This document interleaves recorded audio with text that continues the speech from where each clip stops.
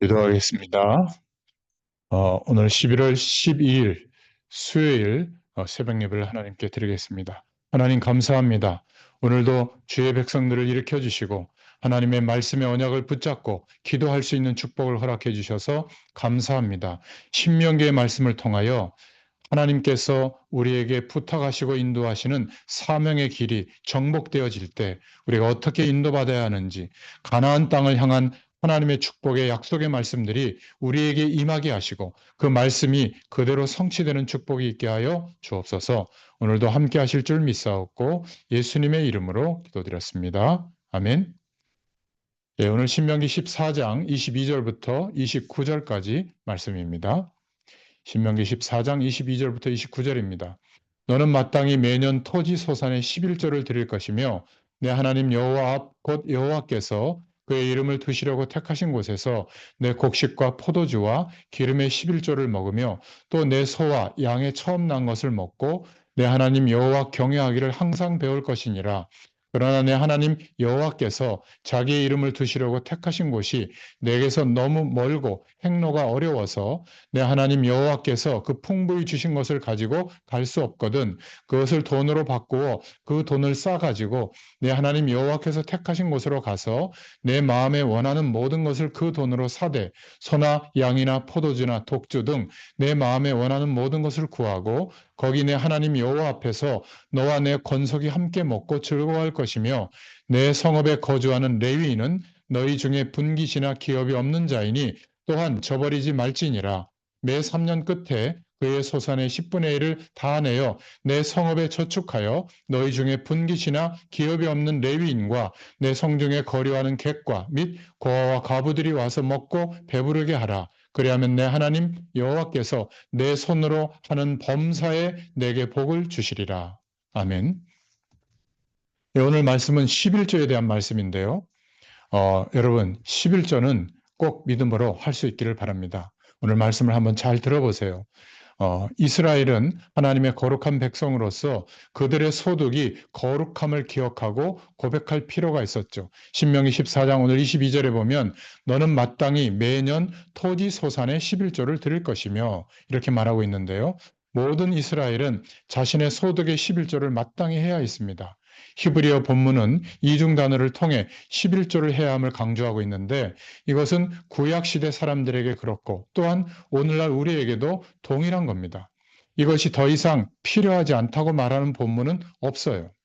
11조는 자신의 모든 소득이 하나님의 은혜로 얻은 것임을 고백하는 믿음의 고백입니다. 14장 23절에 내 하나님 여호와 앞 곧 여호와께서 그의 이름을 두시려고 택하신 곳에서 내 곡식과 포도주와 기름의 11조를 먹으며 또 내 소와 양의 처음 난 것을 먹고 내 하나님 여호와 경외하기를 항상 배울 것이니라 이렇게 말하고 있죠. 자신에게 모든 것을 주신 하나님을 경외하는 마음으로 11조를 드린 겁니다. 14장 26절에 내 마음에 원하는 모든 것을 그 돈으로 사되 소나 양이나 포도주나 독주 등 내 마음에 원하는 모든 것을 구하고 거기 내 하나님 여호와 앞에서 너와 내 권속이 함께 먹고 즐거워할 것이며 이렇게 말하고 있습니다. 11조는 자신과 가족에게 주신 모든 소산물에 대해 감사함으로 잔치로서 드리는 겁니다. 그렇게 드렸죠. 자신과 가족이 먹고 살 수 있는 소득을 주셨으니 얼마나 감사하고 기쁜 일입니까? 그래서 11절은 드리는 마음에는 이러한 감사와 축제의 마음이 담겨 있어야 되는 거였어요. 세 번째로 11조를 내지 않으려는 경향이 있는데 10분의 1이어서 적은 액수인 것 같지만 실상은 매우 많은 액수이기 때문에 그런 겁니다. 14장 24절 25절에 그러나 내 하나님 여호와께서 자기 이름을 두시려고 택하신 곳이 내게서 너무 멀고 행로가 어려워서 내 하나님 여호와께서 그 풍부히 주신 것을 가지고 갈 수 없거든 그것을 돈으로 바꾸어 그 돈을 싸 가지고 내 하나님 여호와께서 택하신 곳으로 가서 이렇게 말하고 있습니다. 성전이 거리가 멀 때 자신의 소득의 10분의 1을 가지고 가야 했던 사람들에게 드리지 않을 좋은 핑곗거리가 될 수가 있잖아요. 그러나 드리지 않을 방법을 찾을 것이 아니라 드릴 방법을 찾아야 하는 겁니다. 거리가 먼 경우에 소산물의 10분의 1을 떼어서 그것을 돈으로 바꾼 후에 성전에 와서 다시 소산물로 바꾸어 드리도록 그렇게 한 겁니다. 어떤 이들은 11조는 구약의 것이기 때문에 오늘날에는 해당하지 않는다. 그렇게 말할 수도 있습니다. 그러나 그렇게 말하는 것은 구약의 말씀에 대한 심각한 오해를 하고 있는 것이죠. 구약도 분명히 하나님의 말씀이에요. 11조는 의식법처럼 시효가 끝난 법은 아닙니다. 구약 시대에 11조가 필요했던 이유가 오늘날에도 여전히 동일하게 존재하죠. 오늘날에도 신앙인은 여전히 하나님의 은혜로 모든 소득을 얻고 있기 때문에 이게 가장 큰 이유예요. 또 11조는 레위인을 위해서 사용되어졌는데 오늘날에도 여전히 교회의 일과 성경 역과 또 복음 전하는 일과 목회하는 일에 전념하는 목회자가 있기 때문입니다. 또 이때 11조는 가난한 사람들을 구제하는 비용으로도 사용되어졌는데 오늘날 여전히 가난한 사람도 있습니다. 성도들 중에도 있고요. 모든 면에서 11조는 이 당시나 오늘이나 동일하게 중요하다. 성경은 말하고 있습니다. 자, 그렇다면 두 번째로 11조의 복에 대해서 어떤 우리가 생각을 해야 될까? 이 11조는 농경 문화였던 이 당시로는 보통 매년마다 이루어졌죠. 그래서 소득이 있을 때 10분의 1을 따로 떼어 넣었다가 한 번에 드린 겁니다.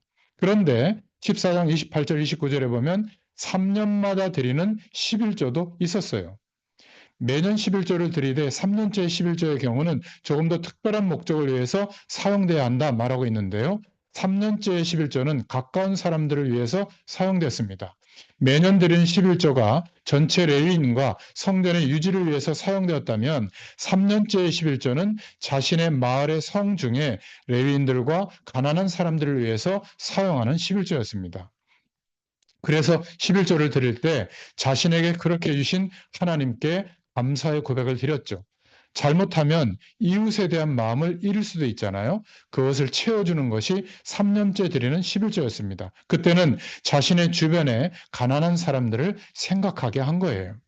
자신에게 소산을 주신 하나님께 다시 더욱더 감사하고 가난한 사람들이 하나님의 도우심으로 그들의 가난의 궁핍함에서 조금은 벗어날 수 있도록 그렇게 했던 겁니다.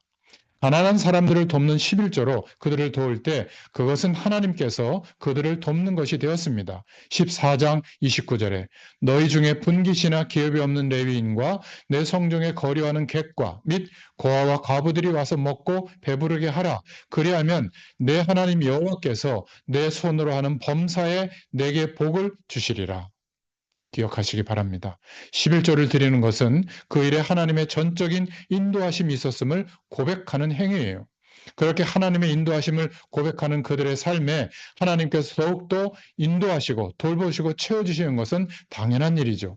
11조를 드리는 것은 자신의 그 삶을 하나님의 것으로 고백하는 겁니다. 하나님의 것이니 하나님께서 돌보시고 보호하시는 것은 자연스러운 일이 되는 겁니다. 내 손으로 하는 범사에 내게 복을 주시리라. 이 말씀이 성취되어지는 것이죠. 오늘 결론입니다. 여러분, 11조를 드릴 수 있기를 바랍니다. 우리의 모든 것이 오직 하나님께로부터 온 것이며 하나님의 것이라고 하는 고백을 드리는 것입니다. 11조를 함으로 그것이 하나님의 것임을 고백하는 증거가 되죠. 11조를 하지 않는 것은 내 자신의 삶과 소유가 내 것이라고 주장하는 것이고 움켜잡고 있는 거예요.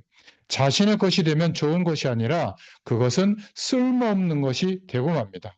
모든 것이 하나님의 것일 때 하나님의 역사하심이 나타나죠. 11조를 드림으로 자신의 모든 것이 하나님의 것이 되도록 하는 너무나 축복이 임하는 방법이죠. 자신의 모든 삶이 하나님의 것이 되고 하나님께서 돌보시는 복이 우리에게 임해야 될 줄로 믿습니다. 11조를 드림으로 우리의 모든 소유가 구별되어지고 거룩해집니다. 자신의 소유가 거룩하지 않은 사람은 결코 구별된 거룩한 백성이라고 볼 수가 없는 것이죠. 이렇게 가나안 땅에서 하나님의 말씀대로 언약 성취의 길을 가는 이스라엘 백성들에게 11조의 축복을 제도적으로 이들은 지키도록 하나님께서 말씀하신 겁니다. 우리에게도 동일한 은혜가 필요하고 이 축복을 가지고 살아갈 수 있기를 축원합니다. 기도하겠습니다. 하나님 감사합니다. 오늘 하나님 앞에 또 주의 말씀을 통하여 11조의 의미와 우리에게도 그 11조를 드릴 수밖에 없도록 하나님께서 말씀하시는 축복의 내용을 다시 한번 확인하게 해주셔서 감사합니다. 우리에게 이 믿음을 허락해 주시고 하나님의 모든 것으로 살아가는 축복이 있게 하여 주시옵소서. 예수님의 이름으로 감사하며 기도드렸습니다. 아멘. 예, 계속 기도하겠습니다.